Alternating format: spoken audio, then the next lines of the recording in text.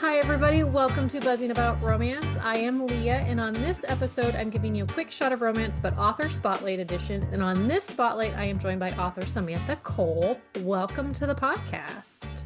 Hi, Leigh. Thank you for having me. Okay, so Samantha is a USA Today best-selling author and award-winning author.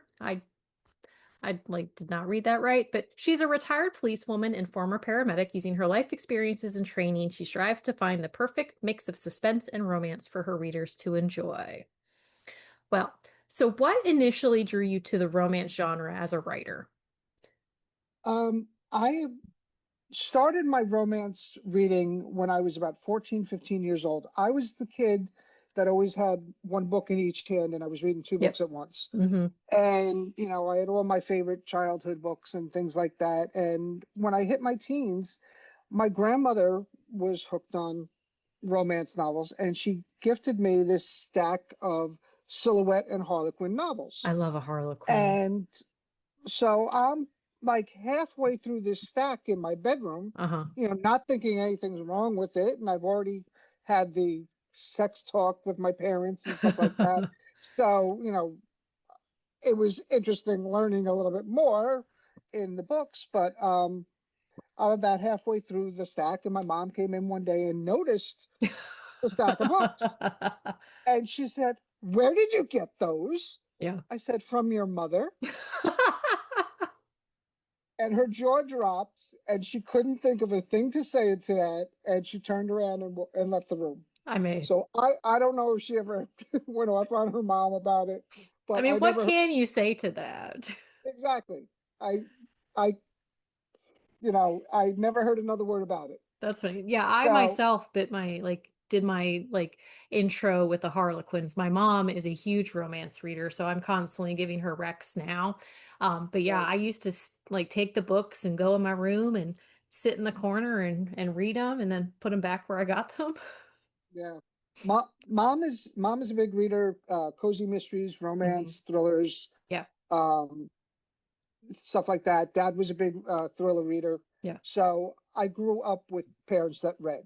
So yeah. that fed into it. And then I went through a period as I got a little older of mostly thrillers, Okay, because my dad would finish a book and he's like, "Oh, this was you really got to good." read this one. And Hmm. he would pass it to me, and then I'd pass it to mom. And so I went through a mystery thriller, like CIA, FBI uh, uh, era, Yeah. kind of. And then I don't exactly remember what pulled me back into the romance genre, but it was around the time that I became a police officer, maybe a little bit before that. Okay. And then I discovered Suzanne Brockman. Okay. And Suzanne had the first military romance suspense series, like big series, that I had ever read. Okay. And I was hooked. Yeah. And she had the first male book that I ever read, which was in the Troubleshooter series. And it just, I learned years later how she fought to get that book with her publisher. Hmm. And it was, I mean, if the readers listening, just Google her what she went through to get that first male book published, because it just astounded me. And that's how I got back into the romance genre. And Uh-huh. and I found, once I found the romance suspense, Yeah. because most of the Harlequins and Silhouettes that I was reading were contemporary Hmm. romance. They didn't so much have the suspense portion to it. Right. And being a police officer and a paramedic, I was looking for those um, the romance plus the suspense. Right. I was looking for the serial killers and the drug dealers and the Yeah. murderers and the kidnappings and things like that.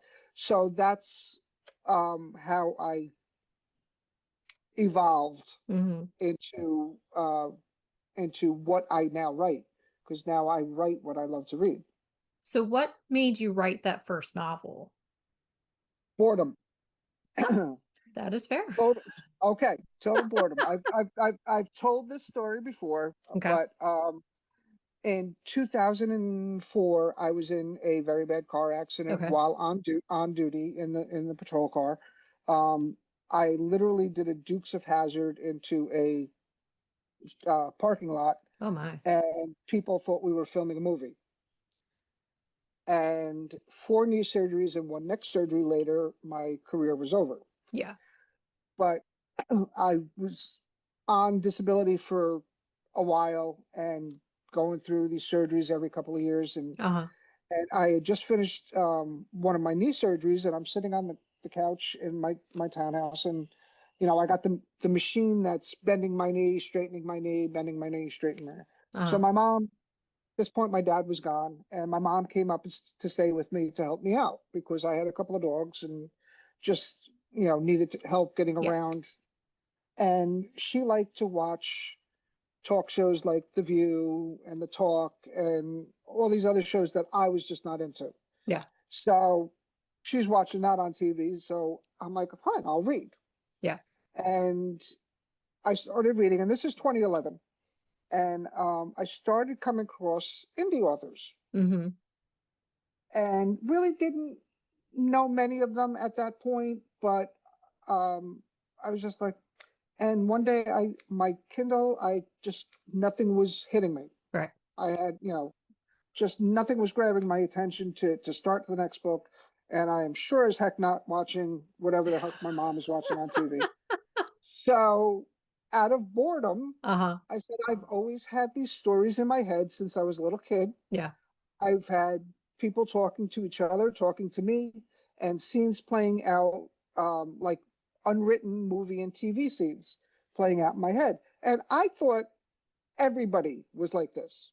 It No. never questioned it in my life and just assumed everybody else's brain worked this way. Did not know I had a creative brain until I was 48 years old Yeah. and found out that not everybody thinks like this. And I finally said to my mother one day, I said, I'm not ignoring you. I said, I just have, these ideas playing out in my head and I'm paying attention to them. So I'm kind of like zoning out to you. Right. But I said, this is 90% of my day. I said, what do you think about all day? And she's like, well, now you know why I have such anxiety because I'm worried about this, that, and the other thing because I don't have people talking to each other or talking to me in my head. She's like, what? And I'm like, yeah, probably 100 years ago, I would have been considered insane if I Mm-hmm. said that to somebody. Yeah. So, yeah, so I started writing. I wrote 2.5 books, and I made the mistake of letting my family and friends read them. Okay. And I say that it was a mistake because I knew nothing about writing. Okay. They loved the storylines, but nobody wanted to tell me how bad my writing was. Okay. I was run-on sentences, dialogue tags coming out my ears, um, head hopping, two people talking in the same paragraph. I was doing everything wrong, Okay. like everything wrong.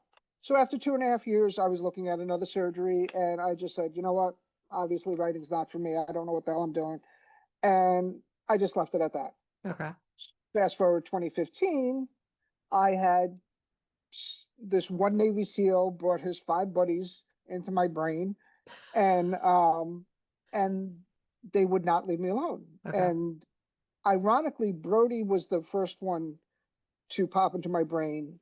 But once the other five came in, Devin pushed everybody aside and said, I'm going to tell you mine and Kristen's story. Yeah. And every day that I went on walking my dogs, he's telling me his story. Okay. And finally, one day, he's like, okay, you're going to go back and write my story. And I'm like, no, I'm not. And yes, I'm having this argument with this character, this fictional character in my brain. And I said, no, I'm not. I said, I can't write to save my life. He's like, well, I'm not getting out of your head until you write my story. So I finally went back and one day, and I literally word vomited 85,000 words in 1 week. Jeez.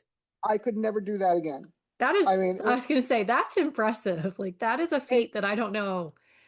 and it was word vomit because I was still doing all the things wrong. But I knew 90% of the story at that point. There was Uh-huh. very little that came up that I did not already know. And I'm a total pantser. Okay. So I did that and I said, okay, well, we have BDSM in this book, so we are not showing this to my family and friends. So I went online and I started researching indie authors. I had absolutely no clue that there was this whole book community Hmm. on social media at this point. Yeah. 2015, I was still just friends with my friends and family on Facebook, and that was it. I Yeah. didn't go searching for things. And I'm like, what do you mean there's groups You're like, where I liked my authors are talking? bubble. I didn't venture Yeah, out of it. exactly, exactly. And I'm like, what do you mean there's groups where authors are talking to authors and readers are talking to authors and Uh-huh. readers are talking to readers? I'm like, what is going on?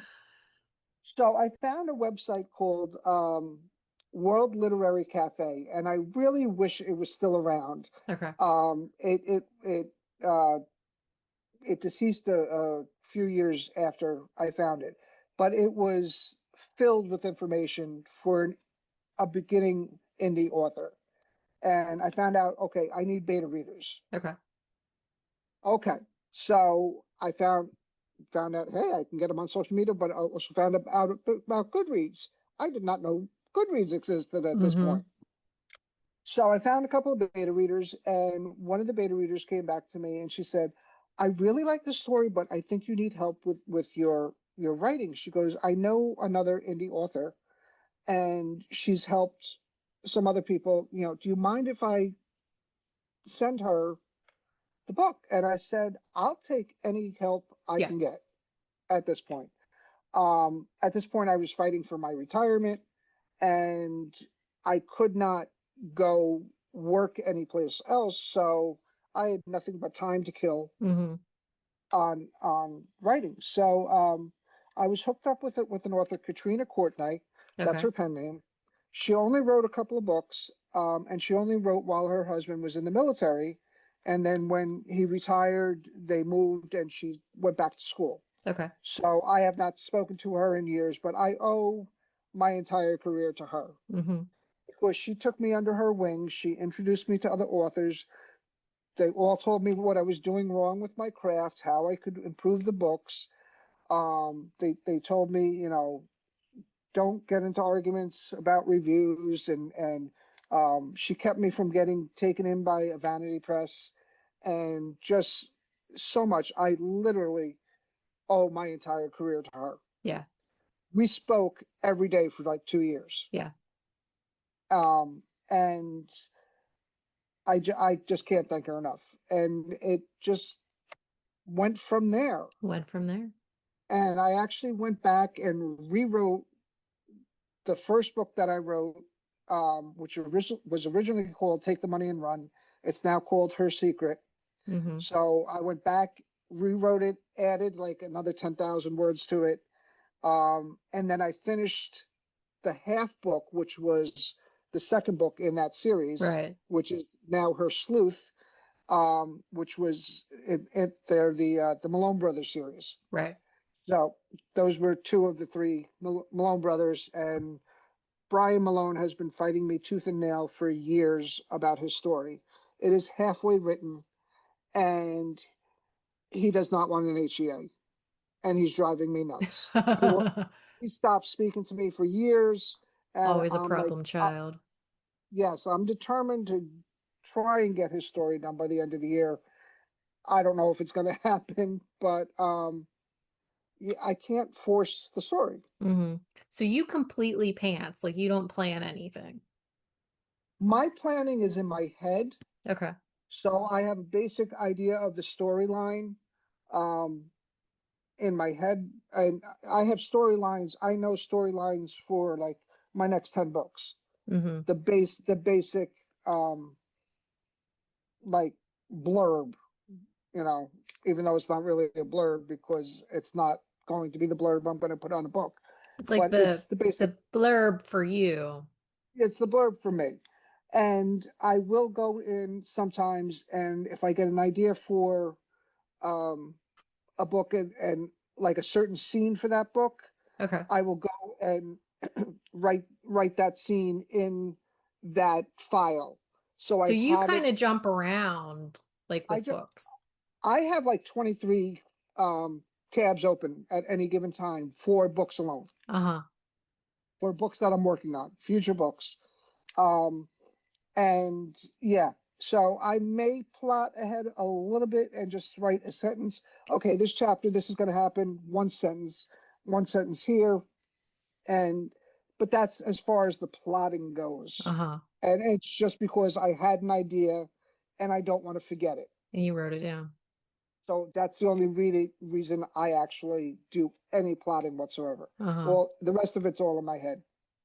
So tropes are a big thing in romance, but so you don't really pay attention to any of that. You just write what comes to you and then add the tropes when you're done.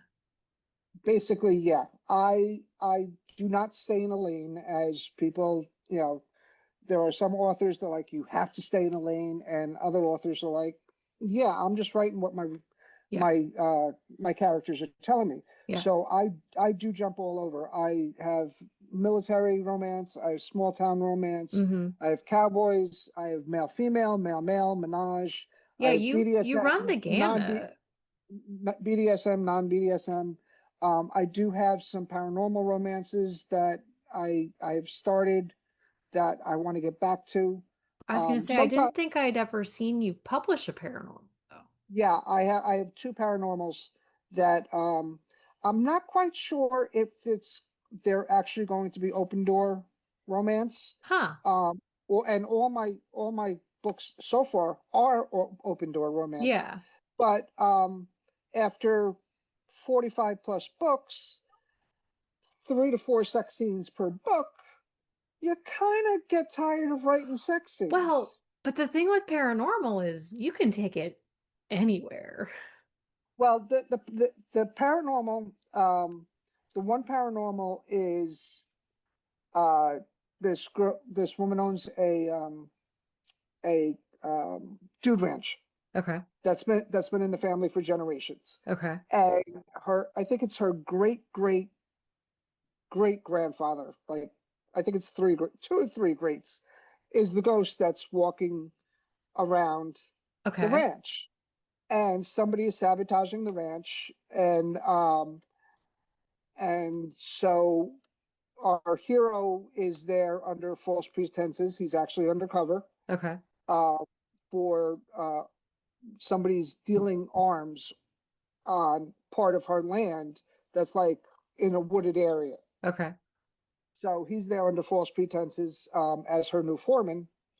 And so the ghost is actually a relative of hers. And he's also trying to figure out what's going on. Now, the FBI agent, or actually the DEA agent, is sees ghosts, speaks to ghosts.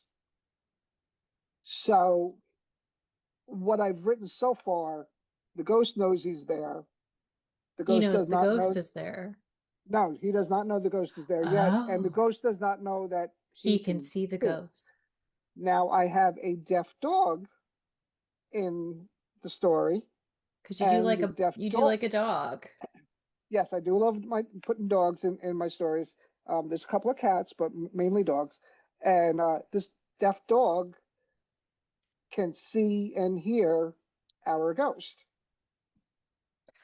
Okay, so you need to write this book. Like it needs to be finished because I need to read this book. I'm actually about 20,000 words into it, and it's been sitting on my back burner for a while, but I would love to finish it. Well, you Um, should pull that one to the front because yeah. I am intrigued. Well, like I said, I have 23 tabs open. I have people asking me when this book is coming out, when that book is coming out from different series. So certain books got pushed to the back burner. Well, and so that Um, let's segue to that because so this book, Burning for Him, this is Jen's book. And if you have read the yes. Trident series, Jen has been in the periphery Yep. the whole time. And we have wanted this book for a I long know. time. But you've been And really open about your struggle to get this book out. oh, absolutely. In the beginning, when Jen was first introduced in Leather and Lace, which Uh-huh. was book one, and that was Devin and Kristen's story. Right. She was just about 19, Mm-hmm. and her parents had been murdered 2 years earlier, Right. and her father had been on the same SEAL team as the six other retired SEALs. Mm-hmm. And one of them, uh, Devin's brother Ian, is her godfather. Yeah. So he brings her to live with them down in Florida from Virginia. And so at 19, I don't write young adult. Right. I need to let my characters age a bit and get Right. some life Which is experience. fair. Right. So that was the beginning. And then my mom had a bunch of medical problems and my writing slowed down a lot. I went from writing 6 to 7 books a year to hopefully one or two Right. in the past couple of years. And so that played a large portion of of it. And then so now Jen is 23 and she is has been in love with Doug, who was her bodyguard Yeah. in book two, Mm-hmm.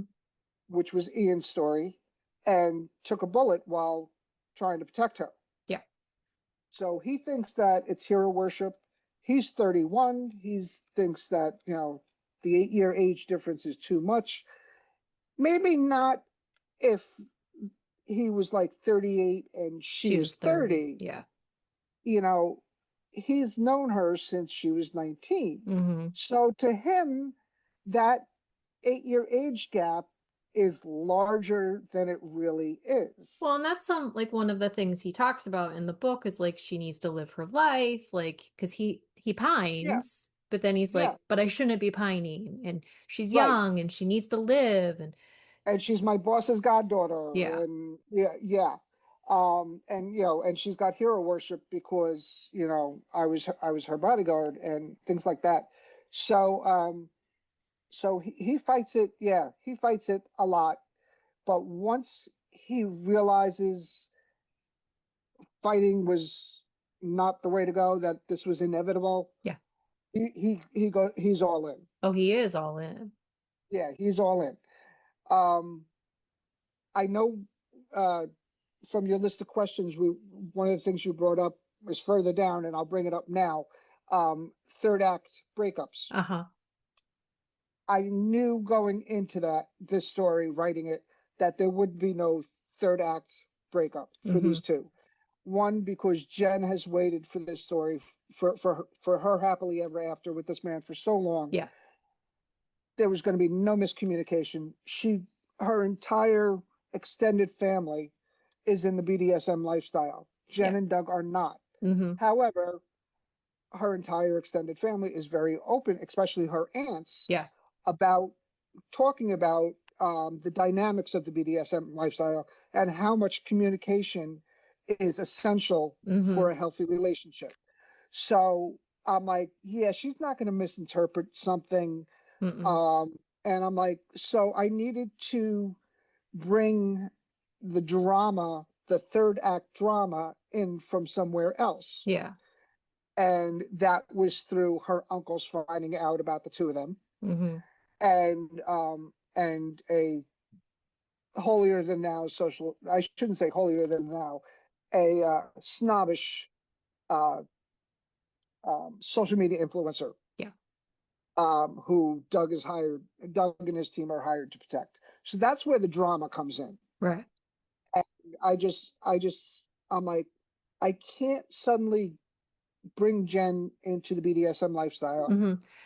for a couple of reasons. Because throughout the series, she said, it's not for me. Mm-hmm. I'm okay with it. I know you guys Well, have she was healthy raised around relationships. it, like Right. positive sexuality, like positive, like sexual, like openness. Ex- Like she's been around that, but it would have felt inauthentic if you had switched her that direction. exactly. Because she had said numerous times throughout the series that it wasn't for her. And Doug was not in the lifestyle at Right. all. So, but they do talk about the lifestyle a bit in the book, Mm-hmm. and there is just a moment of like, wait, are you interested in the And lifestyle they're or well, and no, they're both no, like, no, are you? No, no. and so there's a little comedy scene in there about them Uh-huh. talking about it and but the other reason I couldn't bring her into the lifestyle was like there is no way that her uncles are going to want to see her in any Mm-hmm. kinky Yeah. acts or lingerie or fetwear or anything else like that. Mm-hmm. I said so I would have to send her to a club that they would support. Yeah. Well, it's like in Lexi Blake's world, like this the second They gen, like they open their own club. So like that's how exactly, like but they even talk about if they're playing at this one, like I will not step foot in it because that's weird.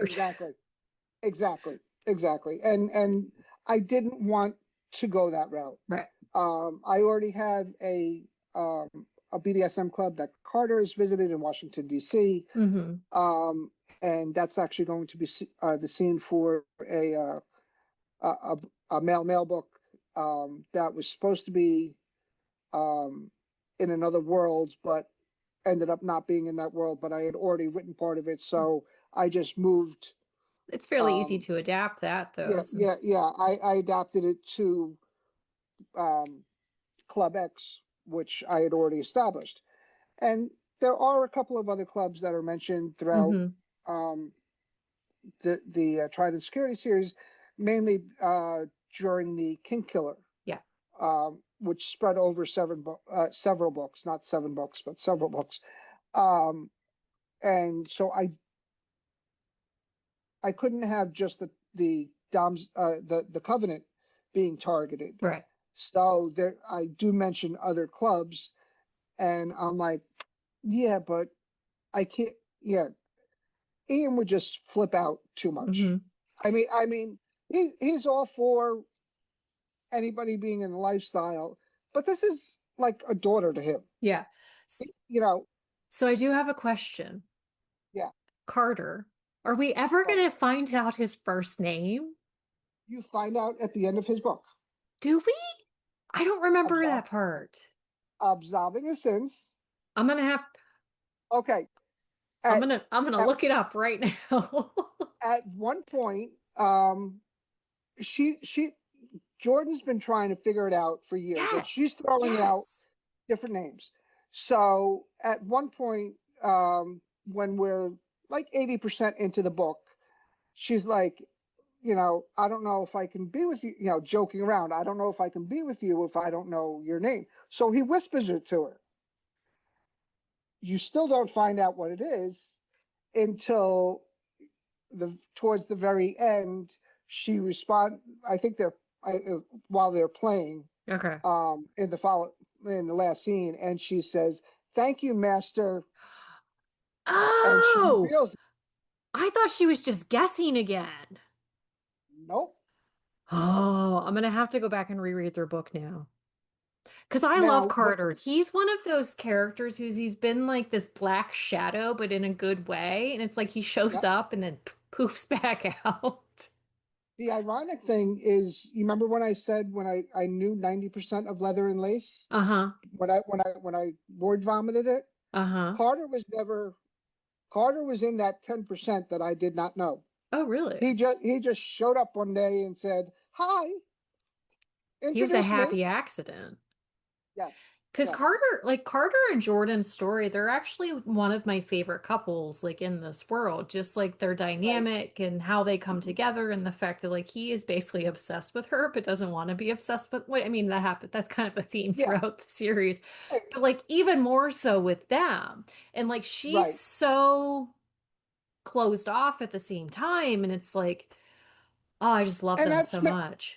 that's mainly because of the background with her Mm-hmm. parents. Yeah. Um, her father was a very abusive man to his wife, Mm-hmm. and ended up um, it was a murder suicide with the two of them, Yeah. and Jordan ended up in a orphanage as a result.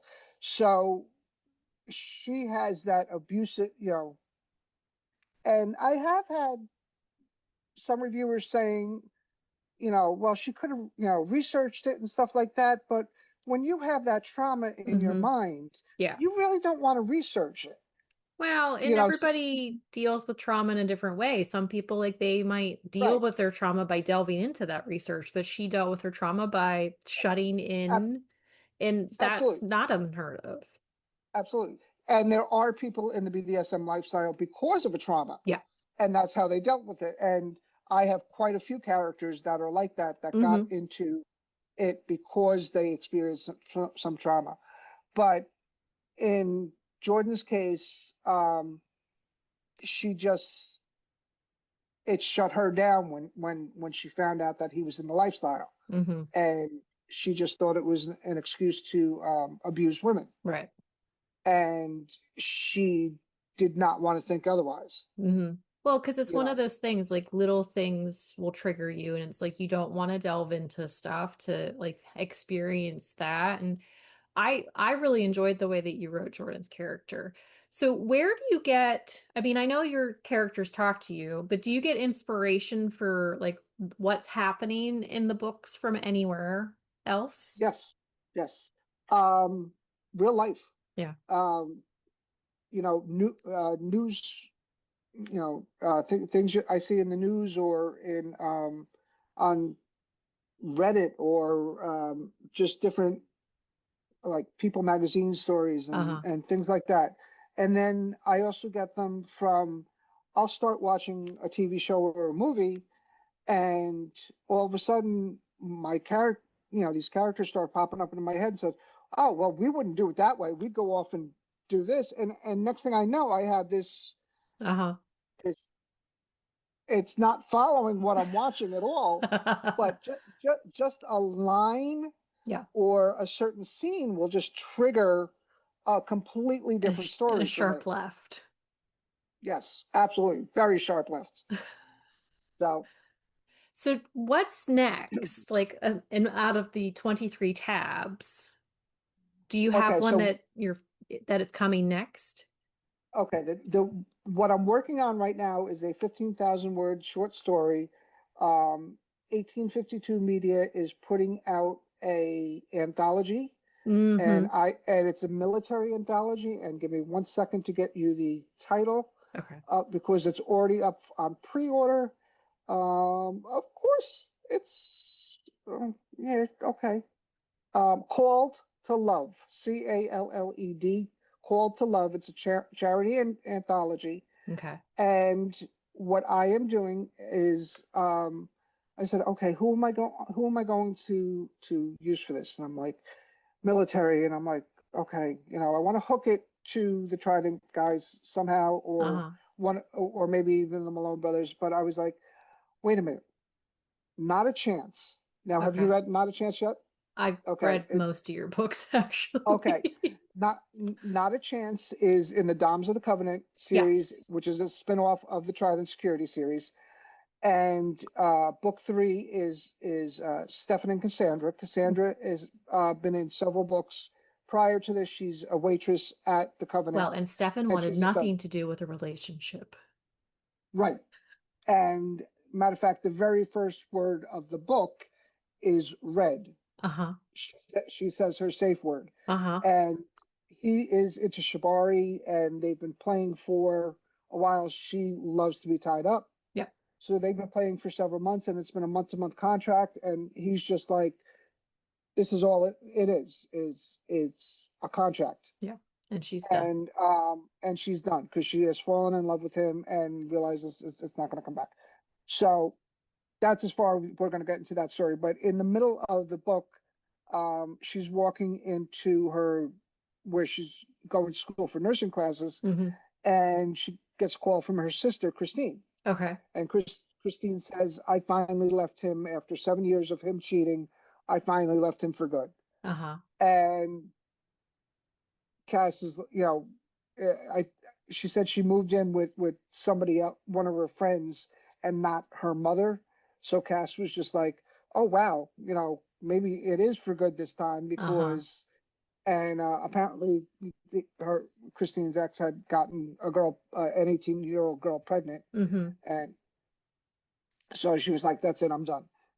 And then also in Not a Chance, there's a training mission that goes to a search and rescue mission. Stefan is in the Coast Guard and he's on a helicopter and they're searching for um, this plane that went down, a small plane with a family of four on board. And they find it, and two of the divers dive in and they're Hmm. getting everybody up. And they got the one diver up, and the second diver comes up, and he's almost about to climb onto the skids. And the line that he's on starts to unravel, Hmm. and Stefan manages to grab his arm before he falls. Right. And they manage to get him on board, and that's Josh Graves. And so I said, okay, I know what I'm doing. Josh is going to get together with Christine at Ooh. Stefan and Cassandra's wedding. Oh, I like that. He's the maid of honor. He's one of the groomsmen. They're up in Martha's Vineyards Okay. because his family is from Connecticut and hers is from Massachusetts, and his family spent time in Martha Vineyards, so that's where the wedding is going to be. So it's a 15,000 word book story to make it fit into the anthology. But Uh, I'm loving these two characters so much that I might extend it into a novella, which will be double the size. oh, I like these things. So this is the first time they met. She had gone down to Florida a couple of times to visit Cassie, and she just never ran into Josh. Uh-huh. And I had a lot of fun writing a scene yesterday, and I sent it to Heather over at 1852 Media Uh-huh. because we chat all the time. And I said, I got to send you the scene. And I sent it to my Alfred readers and I sent it to my friend, and everyone's like, oh my God, I love it. I love it. I love it. I sent it to my editor. She loved it. So I'm having fun with it, but I'm already at almost 7,000 words and they haven't kissed yet. So Oh, it may extend into you're going a to be one of novella those after that. anthology people where we get like this 15,000 words and it just stops. And then you have to wait impatiently for the Well, rest. that happened with Tough Enough. Ah, Tough Enough, I had a limit, and I ended up extending the story when I got it back uh-huh. and made it its own book. I did that with um, um, Finding His Forever, Okay. which was Doms of the Covenant book 4. Mm-hmm. That was a mail book, and that got extended after I got the anthology back because you're on a limit Yeah. with these anthologies, and depending on how many people are in the anthologies, so you are literally on a word Yeah. limit, Mm-hmm. and sometimes that's not the end of the story, Yeah. and your readers are going to be like, "There's got to be more to the story." So Well, I I have a read feeling, that has happened so many times because like I actually find a lot of new authors through anthologies where it's like you read them and same like you with me. try them and like in 15,000 words you know if you're gonna like a writer's like style or not like it. Absolutely. But then I get so mad sometimes too because I'm like, dang it, I need more. And you have to Yep. wait. So much Yep. waiting. It's like, and And I know how much time and effort it takes to put into a book, but it's like, come on, snap, snap, people. I yep. need more. Yep. Well, this anthology will be out for a few months, Uh-huh. and then we'll get the rights back. So I will probably extend that.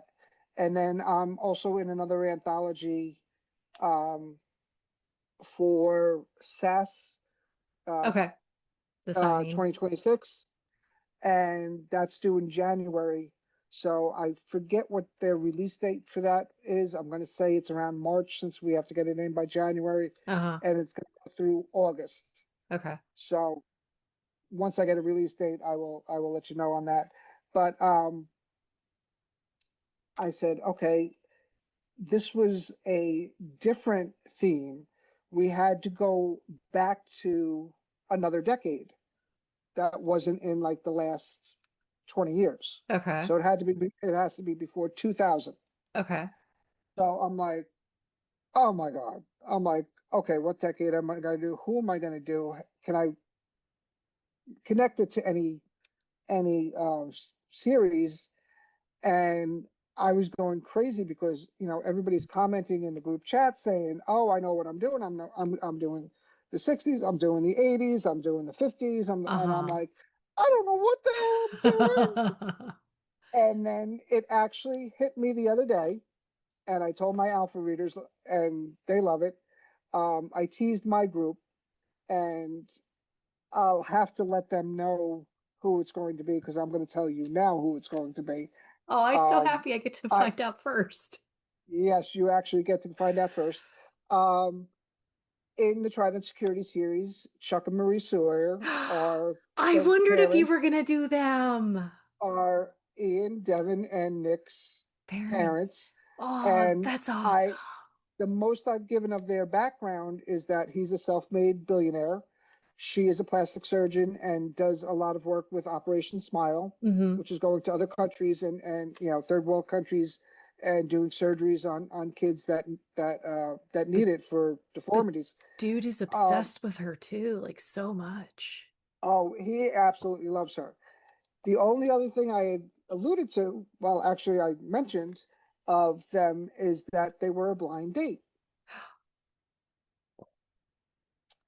And so I am going to, and again, there's a limit on this of 15,000 words.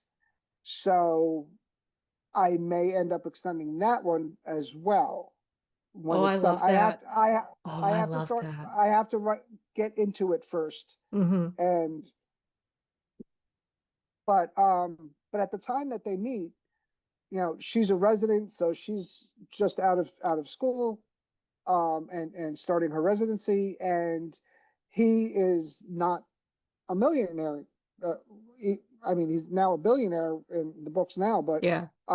he's just has his new real estate company that he just opened up, and Uh-huh. he's just getting started out. So they're both in their 20s at this point. So that is going to be. So I'm going back to the 1970s, 80s. I think it's the early 80s. A little mix of both, 40, maybe. 40, yeah, it's right around 1980. So, and I got to remember when I'm writing this that there's no cell phones back then. There's no Oh, pagers. yeah. There's no internet. So, It's like we lived in the I dark ages. yeah. Now my parents were a blind date, Oh, really? so I think I'm going to pull on their story because my mom is a nurse Uh-huh. and she worked in the pediatric ward at the time, and she had this young boy that was in the hospital for about a month. And so she got to know the parents very well, and they said, well, we got this great guy, we'd love to introduce you to. We think you guys would hit it off. Uh-huh. So after, thinking about it for a bit, my mom decided, okay, Why not? the couple is really nice, and they stayed friends with the couple too. Hmm. Um, and so she's getting ready to go out on their blind date one evening, and her one of her four brothers walks in and says, "So who are you going out with tonight?" And Uh-huh. she said, "My dad's name." And my dad's name is not a common name. It's as Okay. far from John Smith as you can get. Okay. So, unbeknownst to everyone, my uncle had served in Germany with my dad That's so during the cool. Korean War. So my Wow. dad, so it's like I said, it's a very unusual last name, and so my dad's first name was not that common either. So Ray was just like, he's got to mess with my mom. He proceeded tell the entire family of my dad's toupee, uh, glass eye, his peg leg, his buck teeth, and everything else like that. And so everybody is lined up at the top of the stairs, waiting to see what monstrosity is coming to meet my mom and take her out on a date. My mom's like all nervous now, Oh, I'm sure. no more nervous than she was. And while my uncle and my dad were serving together, my uncle had broken his foot, Hmm. and so his foot was swollen. So they gave him a clog to wear around. Okay. So as my dad gets to the top of the stairs, you hear step clomp, and here comes Ray in his uniform, and my dad just looked at him and burst out laughing. So they were supposed to leave at like 7 o'clock. They didn't leave till like 9 o'clock because What a Ray and him way were to busy. meet everybody. Yep. So they met in February. They were engaged by Easter, and they were married around Thanksgiving. My mom wanted a spring wedding, and my grandmother said that man does not touch a single step on the way down. He's floating on air. Uh-huh. He cannot wait until next year. Yeah. So she made them. She's like, if you're getting married, you're getting married this year. And they were together for 47 years before we lost my dad. That's And wonderful. I could say without a doubt that my father never looked at another woman after he met my mom. Yeah. Never. That's wonderful. And oh, what a way to meet the family. Oh yeah. First Oh yeah. date, we're rolling in. Yep. Yep. That's And I just love I that. yeah. So I'm probably going to have part of that, where somebody at the hospital Yeah. knows him and hooks her up with him. I'm probably going to pull a little bit of that. I'm not going to put the whole thing in there, Well, but yeah, I'm going some to call on inspiration their there. yeah, that's going to be part of my inspiration for that story. Well, I am excited for both of those stories. And also the ghost whisperer one. Yep, yep. I And that just and and then after these anthologies, I'm working on the next book in the Hazard Fall series. okay. Okay, and that is going to be Seth's story. Seth is the house foreman. He takes Mm-hmm. care of the grounds.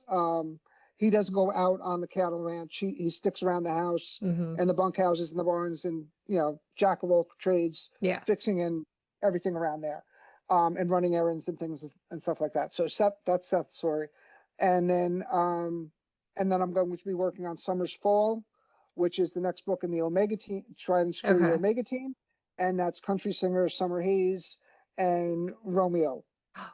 Call sign Romeo. Uh-huh. So Well, that will be I am there for all of that. I'm very excited. Because I honestly, wish I suspense is my jam, but I will admit I read some strange things. But so this uh ghost story, like it's not strange compared to some things I read, but I am right. very intrigued by that. Yeah. The other paranormal I'm going to I started writing. I'm a couple of chapters in. Uh-huh. Um a lot of these books that the tabs I have open, they have like 3 chapters already written, just Uh-huh. because I had to get it down so I didn't lose it. Right. And she there's a bombing, and she ends up losing part of her family, and she is now blind Okay. as a result of the bombing. And technology has advanced to the point where they are now doing eye transplants where they can connect the nerves and people can see. Right. So the she doesn't know it right away, but the donor was a police officer who was murdered, Okay. and he saw ghosts. Oh. So now with his So eyes, everybody's seeing she, ghosts. she is seeing ghosts now with her eyes, with his eyes. So that one's titled Behind Borrowed Eyes. Ooh, I like that. Yeah. Well, So, I am excited for everything. I loved Jen and Doug's story. I was so happy that because they're one of those couples where I was looking forward to it. So I was so happy to finally get oh, them. I you love, you and every one of my oh, readers. I am sure. Because so I read the KGI series a few years ago by Yep, I Maya love the Banks. KGI. Yes, love the KGI series. And so like I have been very like vocal about my need for Rusty's story. Yes, But Maya Banks has been in such poor health that I know, and I feel I don't know if we're ever getting it. I don't know if we're ever getting it And either. it's one And of those ones I where I feel so bad. First of all, for Maya's health problems, Uh-huh. um, but also because I see a lot of readers complaining that, you know, they want this story, Yeah. and you know, some of the comments can be very rude, Oh, and I I'm like, know. I'm sorry. We do not know the extent of her health Oh, problems, I other know. than Well, that they are, and anytime you like know, I bring it up, like everybody like on the podcast, like they know like I really want their story, but at the same time, like I understand like she is sick, like she is absolutely, incapable of doing it. So like it's always in jest, like when I'm doing it. yeah. Although if we ever got their book, I might lose my ever-loving mind. And I'll tell you, I was very afraid that, God forbid, I got into a car accident or something before I wrote Don't them put that that out in the story. universe. No, I know, knock on wood. Um, but I was just like, oh my God, I have to get this Hmm. story out Yeah. because I can't leave my readers hanging like that. Yeah. Well, because So there are just some characters we as readers like fall in love with. And as yes. Susan says, if you name a character, be ready to write their book. Oh, funny story on Susan and naming characters. Okay. So many years ago, this was like 2016. So Kindle Worlds were still Kindle Worlds. Right. They weren't, they were still through Amazon. And I had been on a BDSM kick for years after finding Cherie Sinclair's Shadowlands. Okay. Club Shadowlands was the first book, and I'm like, holy cow. And I'm like, I found her, I found Lexi Blake, Angel Payne, Kennedy Lane, Uh-huh. Layla Roberts, Avery Gale. All, I mean, I just binged. Uh-huh. So I was not reading many books that were not in the BDSM lifestyle at Right. that point, because there were just so many amazing authors that I found. And so I had a small reader group, and I one day I come in and my readers were like, "Oh my God, Susan Stoker gave you a shout out." And I said, "Oh my God, that's awesome. Who the heck is Susan Stoker?" Yes, I did. And she knows this story. So I joined her group. I sent her a friend request. I thanked her very much. And she's like, I would love for you to write in my Kindle world. Uh-huh. And she's like, my readers wouldn't be into the BDSM thing, but anything else that you came up with, the military romance would go over well. Uh-huh. I said, okay, okay. Um, I'm like, all right.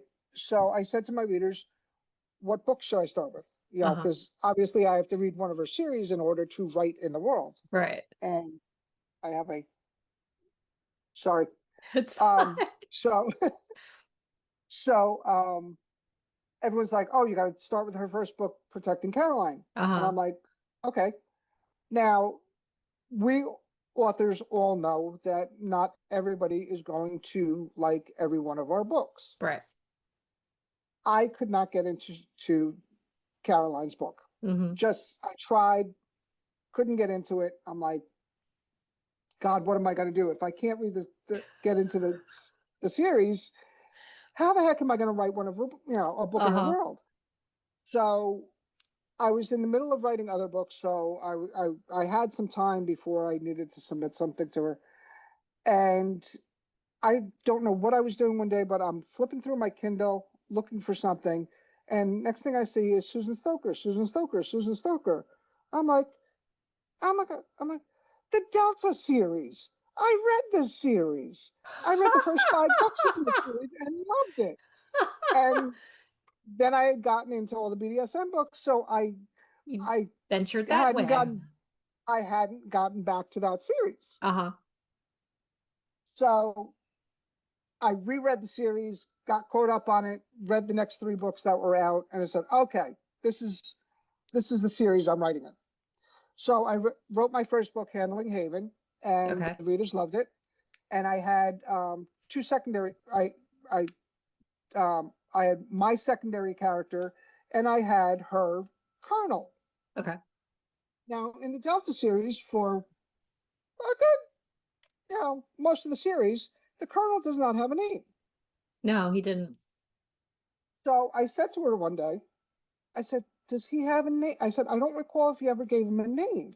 And she's like, no, I didn't give him a name because if I give him a name, I got to give him a story. Yup. I'm like, okay, that makes sense. I said, can I give him a name and give him a story? And she said, go for it. So I wrote Cheating the Devil, which was in Handling Haven. Haven is a spy that worked with Carter and Jordan, Yeah. and she ended up getting shot in the back and is paralyzed from the waist down. Mm-hmm. And she goes through all the 7 stages of grief and things like that. And the guy from one of the Delta teams that saved her um, is the one who she hooks up with. Right. So they're in Carter's agency, which is called Demos, which is the god of terror. Right. Um, they had this woman that was a spy for very long, and then she was burnt out. She went back to nursing school. She became a nurse to take care of the other spies Mm-hmm. that had classified information and couldn't just get any Yeah. nurse to. So she ends up being Haven's nurse. Haven's nurse. Excuse me. Um, so she's in her 50s, and so is the colonel. So Uh-huh. this was my first um, Older. silver romance, older Mm-hmm. romance. So I wrote the book. Everybody loved it, and great. Fast forward about 2, 3 years, and Susan announces that she is writing the colonel's story, and I'm like, oh my god, she forgot our conversation. She forgot that. I So wrote the Colonel. I sent her a message, and I'm like, Susan, I'm like, I already gave the colonel a story. And she's like, oh crap, I forgot all about that. So we're going back and forth. I said, got an idea. I said, the original colonel retires because he's already in his 50s in my book, Yeah. and this is a new colonel. New She goes, new that Colonel. works. So this is the new colonel in charge of the Delta team. She goes, that works, and that's what we did. That's funny. So, but yeah, that's that whole. If I give him a name, I gotta give him a story. Uh-huh. Yeah. I mean, it's a running theme throughout the book world. Absolutely, absolutely. Well, Samantha, thank you so much for coming on and chatting and talking about all the things today. I appreciate it so much. Thank you very much for having me. I had a lot of fun. And until next time, happy reading, everybody. Find us on Instagram at Buzzing About Romance or on Twitter at Buzzing Romance. If you like the podcast, please leave a review. If you'd like to support us directly, join the Bookcase and Coffee Patreon and receive exclusive content only available to Patreon members. Check out bookcaseandcoffee.com for our on-the-shelf show notes.